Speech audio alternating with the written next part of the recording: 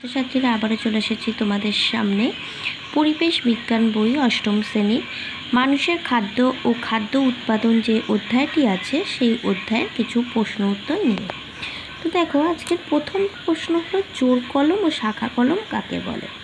আমরা সকলে শুনে থাকি যে কলমের গাছ, তো সেই কলম কি করে বাঁধে। দুটো পদ্ধতিতে আমরা কলম সাধারণত বেঁধে থাকি, একটা জোড় কলম আর একটা হলো শাখা কলম। তো জোড় কলমটা কি? উদ্ভিদের অঙ্গজনন পদ্ধতির ক্ষেত্রে একই জাতির দুটো ভিন্ন গাছের একটির মূল অংশ নিতে হবে ও অন্যটির কাণ্ডের অংশ নিতে হবে, নিয়ে একসঙ্গে জোড় বেঁধে যে কলম তৈরি করা হয় তাকে বলা হয় জোড় কলম। অর্থাৎ যদি আম গাছের কলম আমরা বাঁধতে চাই তাহলে এমন একটা গাছ নিতে হবে যে আম গাছটা শিকড় সহ আছে,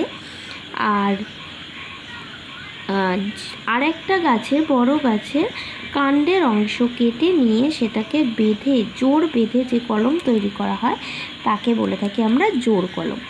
আরেকটা হলো শাখা কলম, যেটা কিনা একটি সুস্থ সবল গাছের পর্ব মধ্যস্থ কাণ্ডের অংশ কেটে নিতে হয়, নিয়ে সেটাকে মাটিতে পুঁতে দিলে তার থেকে যে নতুন উদ্ভিদ সৃষ্টি হয় তাকে বলা হয় শাখা কলম।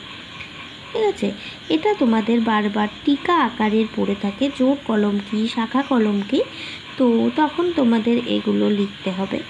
তো প্রশ্নটা খুবই ইম্পর্টেন্ট, ভালো করে মুখস্থ করে রেখো, কেমন। তো আজকে এখানেই শেষ করছি, চলে আসবো পরে আরও একটা ভিডিও নিয়ে।